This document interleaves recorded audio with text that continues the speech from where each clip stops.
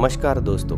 महाभारत महाकाव्य में एक प्रसंग के अनुसार नल और दमयंती की कथा महाराज युधिष्ठिर को सुनाई गई थी। युधिष्ठिर को जुए में अपना सब कुछ गंवाकर अपने भाइयों के साथ 12 वर्ष के वनवास तथा 1 वर्ष के अज्ञातवास पर जाना पड़ा था। इसी वनवास के समय धर्मराज युधिष्ठिर के आग्रह करने पर महर्षि बृहदश्व ने नल दमयंती की कथा उन्हें सुनाई थी। आज के इस वीडियो में हम आपको इसी कहानी के बारे में बताएंगे। नमस्कार दोस्तों, आध्यात्मिक वायरल चैनल पर आपका स्वागत है। अगर आपने अभी तक हमारे चैनल को सब्सक्राइब नहीं किया है तो कृपया इसे जरूर सब्सक्राइब करें, और आप भी मेरी ही तरह श्री राम जी के भक्त हैं तो कमेंट में जय श्री राम जरूर लिखें। दोस्तों, राजा नल निषाद देश के राजा थे। वे वीरसेन के पुत्र थे। नल बड़े ही वीर थे और सुंदर भी थे। शस्त्र विद्या तथा अश्व संचालन में वे निपुण थे। वे सत्यवादी और सबके प्रिय थे।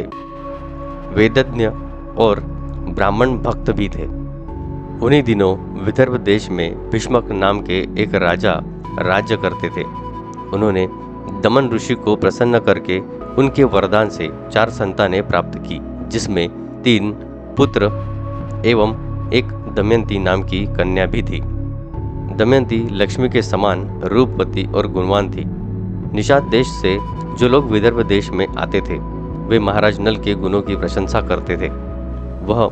यह प्रशंसा दमयंती के कानों तक भी पहुंचती थी।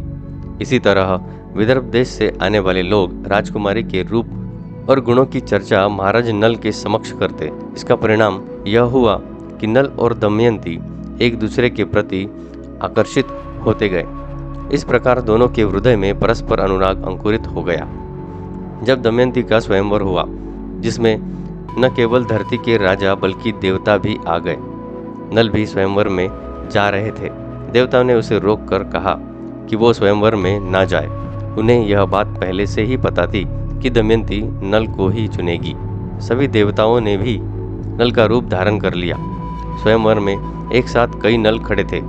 सभी परेशान थे कि असली नल कौन होगा, लेकिन दमयंती जरा भी विचलित नहीं हुई। उसने आंखों से ही असली नल को पहचान लिया। सारे देवताओं ने भी उनका अभिवादन किया। इस तरह आंखों में झलकते भावों से ही दमयंती ने असली नल को पहचान कर अपना जीवन साथी चुन लिया। नव दंपत्ति को देवताओं का आशीर्वाद प्राप्त हुआ। दमयंती निषाद नरेश राजा नल की महारानी बनी। दोनों बड़े सुख के समय बिताने लगे। दमयंती पतिव्रताओं में शिरोमणि थी। अभिमान तो उसे कभी छू भी नहीं सकता था। समय अनुसार दमयंती और नल को एक पुत्र और एक कन्या हुई। दोनों बच्चे माता पिता के अनुरूप ही सुंदर रूप और गुण से संपन्न थे। समय सदा एक सा नहीं रहता। सुख दुख का चक्र निरंतर चलता ही रहता है। वैसे तो महाराज नल गुणवान, धर्मात्मा तथा पुण्यश्लोक थे, किंतु उनमें एक दोष था, जुए का व्यसन। नल के एक भाई का नाम पुष्कर था। वह नल से अलग रहता था। उसने उन्हें जुए के लिए आमंत्रित किया। खेल आरंभ हुआ। भाग्य प्रतिकूल था। नल हारने लगे। सोना चांदी, रथ, राजपाट सब हाथ से निकलता गया। महारानी दमयंती ने प्रतिकूल समय जानकर अपने दोनों बच्चों को विदर्भ देश की राजधानी कौंडिन्यपुर भेज दिया। इधर नल जुए में अपना सर्वस्व हार गए।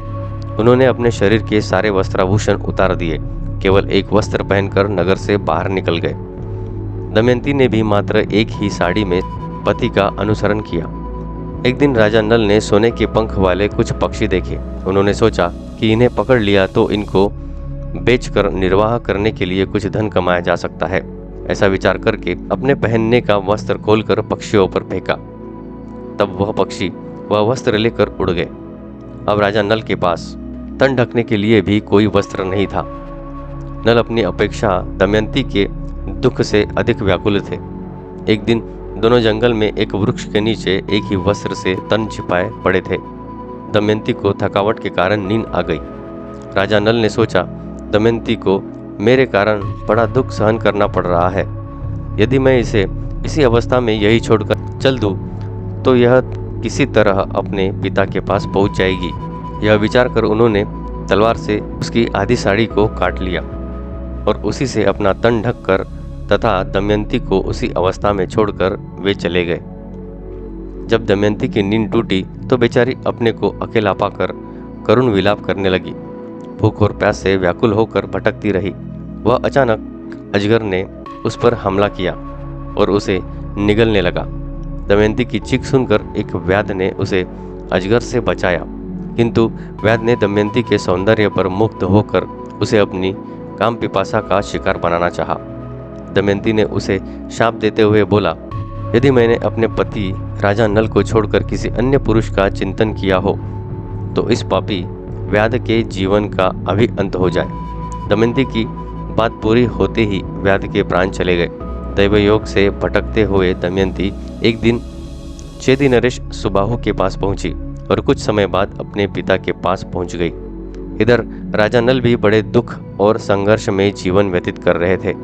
अंततः दमयंती के सतीत्व के प्रभाव से एक दिन महाराजा नल के दुखों का भी अंत हुआ। दोनों का पुनर्मिलन हुआ और राजा नल को उनका राज्य भी वापस मिल गया। तो इस प्रकार दोनों का मिलन हुआ और वो सुखी जीवन व्यतीत करने लगे। दोस्तों, उम्मीद करते हैं कि आपको ये वीडियो अच्छा लगा होगा। अगर आपको ये जानकारी अच्छी लगी हो तो कमेंट करके ज़रूर बताना।